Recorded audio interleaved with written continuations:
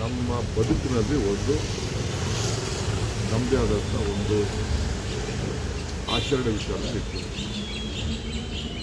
ಎಲ್ಲರೂ ಅವರವರ ಮನಃಶಾಂತಿಗೋಸ್ಕರ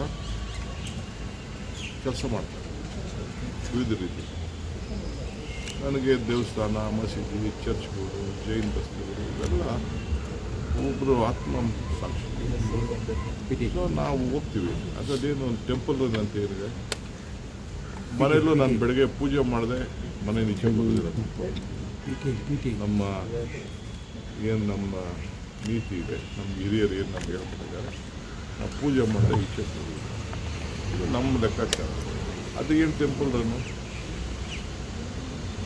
ಈಗ ನಾವೆಲ್ಲ ಸರ್ಕಾರದವರು ಟೆಂಪಲ್ಗಳನ್ನೆಲ್ಲ ಮುಚ್ಚಲಿಕ್ಕಾಗ್ತದೆ. ಟೆಂಪಲ್ಗಳಿಗೆ ಪ್ರೋತ್ಸಾಹ ಆಗ್ತದೆ. ಹಳ್ಳಿಗಳೆಲ್ಲ ಟೆಂಪಲ್ ಉದ್ಧಾರ ಆಗಬೇಕು ಅಂತ ಬಂಗಾರಪ್ಪನ ಕಾಲದಲ್ಲಿ ಆರಾಧನಾ ಸ್ಕೀಮ್ ಮಾಡಿದ್ರು. ಹಳ್ಳಿ ಟೆಂಪಲ್ಲು ಇರಬೇಕು. ಹಂಗೆ ಯಾರೋ ನನ್ನ ಸ್ನೇಹಿತರು ಒಬ್ಬರು ಹೇಳಿದ್ರು, ನನಗೆ ನೋಡಿದೆ, ಭಾಳ ಸಂತೋಷ ಆಯಿತು. ಭಾಳ ಅತಿ ದೊಡ್ಡ ವಿಗ್ರಹ ಭೂದೇವಿಗೆ ಸಂಬಂಧ. ಸರ್, ನೀವು ಪದೇ ಪದೇ ಹೇಳ್ತಾ ಇರಿ, ಪ್ರಯತ್ನ ವಿಫಲರಾದರೂ ಪ್ರಾರ್ಥನೆ ಫಲ ಕೊಡುತ್ತೆ ಅನ್ನೋ ಥರದಲ್ಲಿ. ಎಷ್ಟು ದಿನ ಹೇಳ್ತೀವಿ ಅದು ಸರ್? ಈಗ ಅದಕ್ಕೊಂದು ಟ್ವಿಸ್ಟ್ ಮಾಡೋದು ಬೇಡ ಸರ್. ಈಗ ಸರ್, ನಿನ್ನೆ ತಾವಿಬ್ಬರು ಸೇರಿ ಒಂದು ಬ್ರೇಕ್ಫಾಸ್ಟ್ ಮೀಟಿಂಗ್ ಮಾಡಿದ ನಂತರದಲ್ಲಿ ಸರ್, ಒಂದು ಕಾಂಗ್ರೆಸ್ನಲ್ಲಿ ಒಂದು ಹೊಸ ಮನ್ವಂತರನ ಅಥವಾ ಒಂದು ಹೊಸ ಅಲೆನ ಏನು ಅನ್ಬೋದು? ನೋಡಪ್ಪ, ನನ್ನಲ್ಲಿ ಸಿದ್ದರಾಮಯ್ಯನಲ್ಲಿ ಯಾವತ್ತೂ ನಮಗೆ ಭಿನ್ನತ್ರ ಇಲ್ಲ. ನಾನಂತೂ ಗುಂಪು ಮಾಡೋಕ್ಕೆ ಯಾವತ್ತೂ ಹೋಗೋದು. ನಾನು ಇವೆಲ್ಲ ಗಮನಿಸಿರ್ಬೇಕು. ಡೆಲ್ಲಿಗೆ ಹೋಗ್ಬೇಕಾದ್ರೆ ನಾನು ಒಂದು ಎಮ್.ಎಲ್.ಎ ಕರ್ಕೊಂಡು ಹೋಗ್ಬೋದಾಗಿತ್ತು. ಅದೇನು ದೊಡ್ಡ ಕೆಲಸ ಅಲ್ಲ. ಜೊತೆಗೆ ನಾನು ಒಂದು 8 ಜನ ಹಾಕ್ಕೊಂಡು 2 ಜನ ಹಾಕ್ಕೊಂಡು ಹೋಗ್ಬೋದಾಗಿತ್ತು. ಅದರಿಂದ ಏನು ಪ್ರಯೋಜನ ಆಗಿಲ್ಲ. ನಾವು ಒಂದು ಸ್ಥಾನದಲ್ಲಿ ಇರೋರು.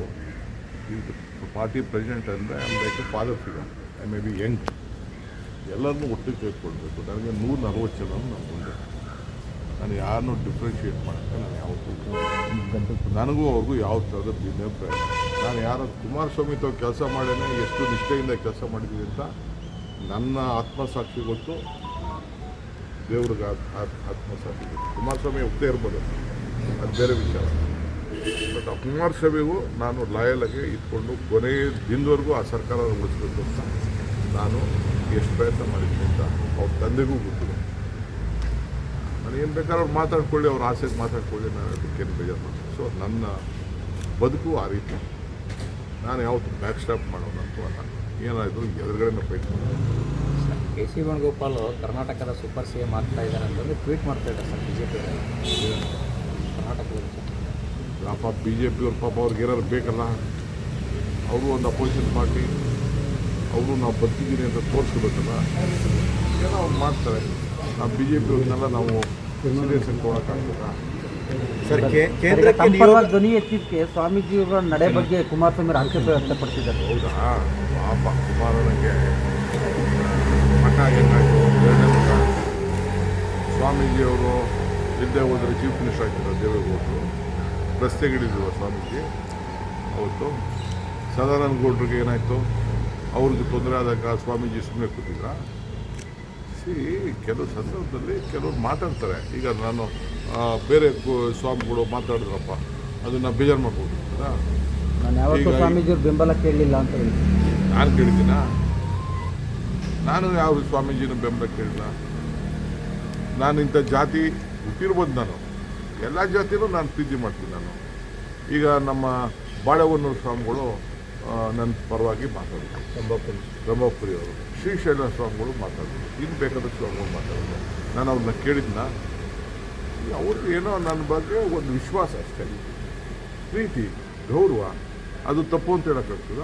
ಈ ಜೈನ ಸ್ವಾಮಿಗಳು ಓಪನ್ ಆಗಿ ದೊಡ್ಡ ಬಹಿರಂಗ ಸಭೆಯಲ್ಲೇ ಅವರು ಆಶೀರ್ವಾದ ಮಾಡಿ ಹೇಳಿದ್ರಪ್ಪ ಧಾರವಾಡದಲ್ಲಿ. ಸೊ ಈಗ ಧರ್ಮಸ್ಥಳದಲ್ಲೂ ಕೂಡ ನಾನು ಓದೋದು ಅವರು ಒಂದಿನ ನನ್ನ ಹತ್ರ ಯಾವುದೋ ಒಂದು ಪ್ರೋಗ್ರಾಮಲ್ಲಿ ಮಾತಾಡಿದ್ರು. ಸೊ ನಾನು ಅವ್ರು ಕೇಳಿದ್ದ. ಸೊ ಅವರ ಪ್ರೀತಿ ವಿಶ್ವಾಸನ ಒಂದು ರೀತಿ ವ್ಯಕ್ತಪಡಿಸ್ತಾರೆ. ಅದನ್ನು ತಪ್ಪು ಅಂತ ಹೇಳೋದು ಇವರೇನೋ ಬಿಡಿ. ಅವರು ವಿಶ್ವಮಾನವರು. ಸರ್, ಕೇಂದ್ರ ಸಚಿವರನ್ನ ಭೇಟಿ ಅಲ್ಲ, ಅದು ಸ್ವಲ್ಪ ಮುಗಿಸಿದ್ರು. ನಾವು ಭಾಳ ದೊಡ್ಡವರು. ಪಾಪ ಅವ್ರಿಗೆ ಯಾರ ಆಶೀರ್ವಾದನೂ ಬೇಡ ಅವ್ರಿಗೆ. ಅವರು ಮಠ ಯಾವತ್ತೂ ಉಪಯೋಗಿಸ್ಕೊಳ್ಳಿಲ್ಲ, ಒಕ್ಕಲಿಗರ ಸಂಘ ಉಪಯೋಗಿಸ್ಕೊಳ್ಳಿಲ್ಲ, ಜಾತಿ ಉಪಯೋಗಿಸ್ಕೊಳ್ಳಿ. ಅವರೆಲ್ಲ ಭಾಳ ದೊಡ್ಡವರು. ಸರ್, ಕೇಂದ್ರ ಸಚಿವರ ಭೇಟಿಯನ್ನು ಹೊರತುಪಡಿಸಿ ಪಕ್ಷದ ಕಾರಣ ಅಥವಾ ರಾಜಕೀಯ ಕಾರಣಕ್ಕಾಗಿ ದೆಹಲಿ ಹೋಗುವಂಥ ಪರಿಸ್ಥಿತಿ ಸದ್ಯಕ್ಕೆ ಇದೆಯಾ ಸರ್? ನನಗೆ ನೋಡಬೇಕು. ನಾನು ಚೀಫ್ ಮಿನಿಸ್ಟ್ರು ಮತ್ತೆ ಮಾತಾಡ್ತೀವಿ, ಈಗೂ ಮಾತಾಡಿದ್ದೀವಿ, ಮುಂದಕ್ಕೂ ಮಾತಾಡ್ತೀವಿ. ಏಕೆಂದರೆ ನಾವೊಂದು ಆಲ್ ಪಾರ್ಟಿ ಮೀಟಿಂಗು ಕಂಪಲ್ಸರಿ ಕರಿಬೇಕಾಗ್ತದೆ, ಮಸ್ಟ್. ಅದಕ್ಕೆ ನಾನು ದೆಹಲಿಲೇ ಕರಿಬೇಕು ಅನ್ನೋದು ನನ್ನ ವೈಯಕ್ತಿಕ ಅಭಿಪ್ರಾಯ.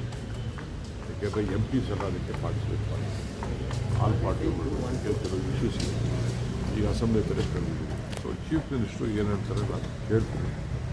ಯಾಕೆಂದರೆ ಚೀಫ್ ಮಿನಿಸ್ಟ್ರು ನಾನೋಗಿ ಮೀಟಿಂಗ್ ಮಾಡೋದು ಸರಿ ಇಲ್ಲ. CM ಬಂದು ಬರಬೇಕು, ಅಗ್ರಿಕಲ್ಚರ್ ಮಿನಿಸ್ಟ್ರು ಬರಬೇಕು, ಬೇರೆ ಬೇರೆ ಮಿನಿಸ್ಟರ್ಸು, ಕೃಷ್ಣ ಬೈರೇಗೌಡ ಅವರೆಲ್ಲ ಬೇಕಾಗ್ತದೆ ಆ ಇದಕ್ಕೆ. ಸೊ ಕೇಳ್ಬಿಟ್ಟು ನಾವು ತೀರ್ಮಾನ ಮಾಡ್ತೀವಿ. ನೆನೆ ಪ್ರಿಯಾಂಕ್ ಖರ್ಗೆ ಅವರು ಕೂಡ ದೆಹಲಿಯಲ್ಲಿ ಮಲ್ಲಿಕಾರ್ಜುನ್ ಖರ್ಗೆ ಅವ್ರನ್ನ ಭೇಟಿಯಾಗಿರುವಂಥದ್ದು. ಅಪ್ಪ ಮಕ್ಕಳು ಭೇಟಿ ಮಾಡೋದಕ್ಕೆ ಈಗ ಒಳ್ಳೆ ಸರ್, ಅದು ದೆಹಲಿ ಎಲ್ಲಿರ್ಬೋದು, ಏನು ಅರ್ಜಿ ಹಾಕೋಬೇಕಾರೆ ಅಪ್ಪ ಮಕ್ಕಳು ದಿನ ಭೇಟಿ ಮಾಡೋದಕ್ಕೆ. ಅವರು is A party important leader. ಅವರು ರಾಹುಲ್ ಗಾಂಧಿ ಅವರು ಬಂದಿರಲಿಲ್ಲ, ಯಾವುದು ನಮ್ಮ ಕಾರ್ಯಕ್ರಮಕ್ಕೆ ಇನ್ವೈಟ್ ಮಾಡಿದ್ರು. ಬೇಕಾದಷ್ಟು ಅವ್ರದ್ದೇ ಆದಂಥ ಶೇಡೋದಿಂದ ಬಂದಿಲ್ಲ. ಈ has come out with A beautiful instrument. Rahul Gandhi ಅವರು ಕೂಡ ಇದ್ದರು. ಹೇಳ್ತೀನಿ ಕೇಳೇ ಇದ್ದೀವಿ, ಏನೋ ಒಂದು ಒಳ್ಳೆ ಇನ್ಸ್ಟ್ರೂಮೆಂಟ್ನ ಅವ್ರು ತಯಾರು ಮಾಡಿದ್ದಾರೆ. ಆರ್ಟಿಫಿಷಿಯಲ್ ಇಂಟೆಲಿಜೆನ್ಸ್ ಇಂಟ್ರೂವ್ ಮಾಡಿದ್ದಾರೆ. ನೀನು ಬೇಕಾದ್ರೆ ಉಪಯೋಗಿಸ್ಬೋದು, ಗೊತ್ತಾಗ್ತದೆ. ಭಾಳ ಕಡಿಮೆ ದರದಲ್ಲಿ ನಮ್ಮ ಬೆಂಗಳೂರಲ್ಲೇ ತಯಾರು ಮಾಡೋದನ್ನ ಗ್ಲೋಬಲ್ ಲೆವೆಲಲ್ಲಿ ಅನುಕೂಲ ಆಗುವಂಥ ಒಂದು ಇನ್ಸ್ಟ್ರೂಮೆಂಟ್ನ ಭಾಳ ಕಡಿಮೆ ದರದಲ್ಲಿ ಮಾಡಿದ್ದಾರೆ. ಅದ್ರ ಬಗ್ಗೆ ಅವ್ರ ಮಾಹಿತಿ ತಿಳ್ಕೊಂಡು ನಾನು ನೋಡಬೇಕು ಅಂತ ಅಂದ್ಬಿಟ್ಟು ಅವ್ರನ್ನ ಶರತ್ ಬಚ್ಚೇಗೌಡರನ್ನ ಕರೆಸ್ಕೊಂಡು ಒಂದು ಅರ್ಧ ಗಂಟೆ ನೋಡಿ ಚರ್ಚೆ ಮಾಡಿದ್ದಾರೆ, ಪ್ರಶಂಸೆ ಪಟ್ಟಿದ್ದಾರೆ.